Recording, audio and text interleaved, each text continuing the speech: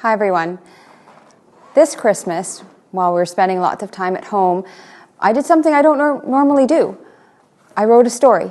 And it was kind of fun to write the story, but it was hard to write it too. It was really good though. I decided to read my story to Travis, who said, "Let's record that as a play." So the story is from the perspective of your average woman who would have been somewhere around Mary's age and lived during the time that she and Joseph had baby Jesus. She lost her son during the raid that Herod initiated and lived long enough to see and believe in a risen Jesus. I hope you enjoy the story as you come along for her journey.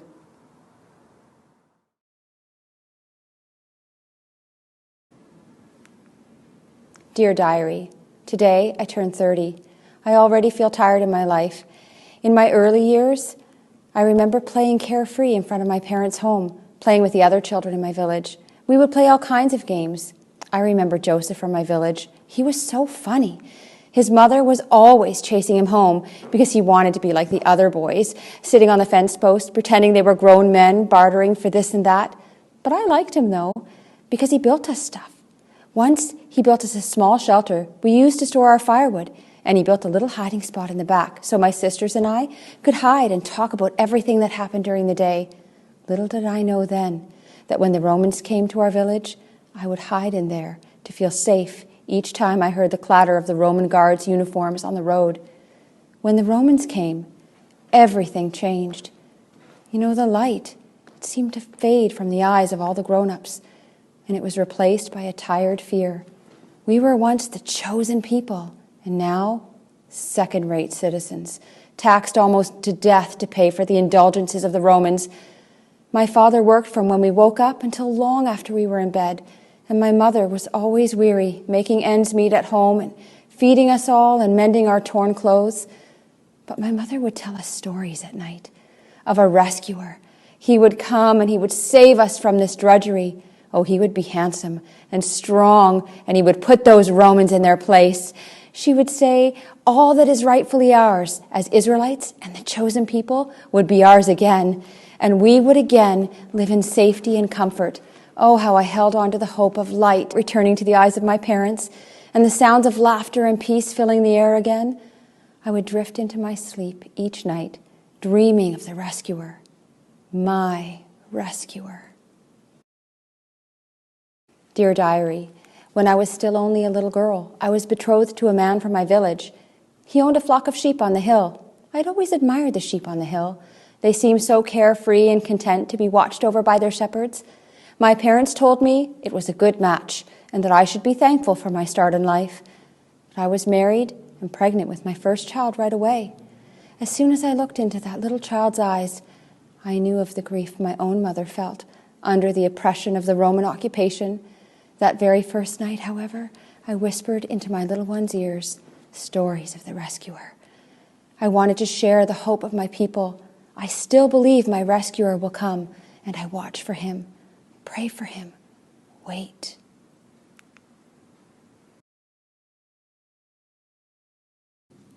Dear Diary, my little boy is so beautiful and tiny. I find myself gazing at him with a love so big I can't even describe it. There's a stir in the village. The Roman Emperor, Caesar Augustus, has decreed in his greed that a census be taken. Everyone must return to his home and be counted. I'm so grateful I still live here in Bethlehem with my husband, who was also born here, and we don't have to travel with our newborn baby to be counted. The streets are full of chaos, people looking for places to stay, vendors selling food and supplies to all the travelers who are weary from their long journeys. I'm selling food to the travelers, too, as they pass by to make some extra money, although I soon discovered many of them have as little money as I do, and it turns out I barely make enough to restock my supplies and provide more. A young couple stopped at my booth today. Oh, they looked exhausted. She was about to have her very first child as well. She tells me it's a boy, although I don't know how she knows. I feel bad for them, so tired and wandering around looking for a place to stay. I told them my uncle has an inn. They could try there. I know that he's kind. Dear Diary, tonight as I rock my little boy to sleep, I noticed a beautiful star I'd never before seen. It was brighter than anyone in the sky, and for a moment I felt a surge of hope inside. I thought maybe soon God would send our rescuer. Dear Diary, the wildest thing happened this morning. I was awakened by local shepherd boys running up the road, yelling. I rushed to the door, hoping all was well with our herd of sheep over the hill. But when I got there, they didn't look scared at all. They looked elated. One of the shepherd boys stopped to tell me news. He said he's here, the rescuer. He's come. I saw him with my own eyes, born in a stable to a young couple last night. Angels sung his story in the sky, and we've worshipped him already. He is born. He's here. We're saved. My mind immediately went to the young couple I had seen the day before. I might have actually seen the mother of my rescuer with my very own eyes and given her bread that I've made.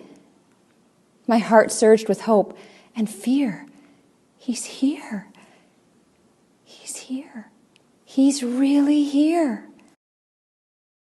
Dear Diary, ever since that day the shepherd boy came to tell me of the rescuer, I've been praying for that little baby and his family, that God would help him through his life, prepare him for his triumphant rescue of his people.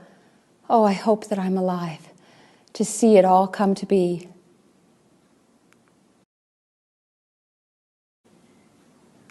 Dear Diary, I'm so lost and afraid.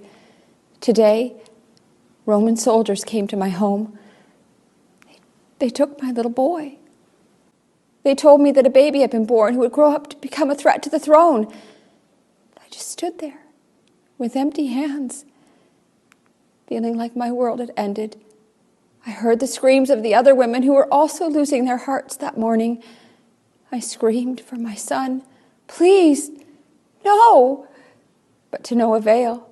The Roman soldiers walked away, and I knew in my heart that I would never see my baby boy again this side of heaven. I fell to my knees and I sobbed for days. Dear Diary, it has been 33 years since that fateful day when I lost my baby son. I had all but lost hope in the rescuer when one day I heard a story about a man.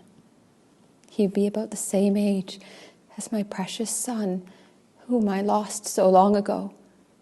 This man had been known for doing miracles among the Israelite people, even raising them from the dead. He was loving, yet firm.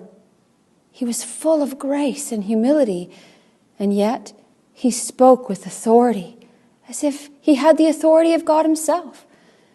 This, I believe, is the rescuer that we've been waiting for. They say his name is Jesus. He's the son of the couple who had miraculously had him in a stable in Bethlehem behind the inn. Oh, when I heard that, how my heart leapt inside.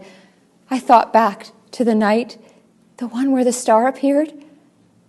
The man continued to tell me about Jesus' life and how it had tragically ended in a brutal and wrongful crucifixion. I felt a tear slip down my cheek, but I thought he was the rescuer. The man placed his hand on my shoulder and he said, "Don't cry. This story, it isn't over yet, for it would appear that the man Jesus did not stay dead.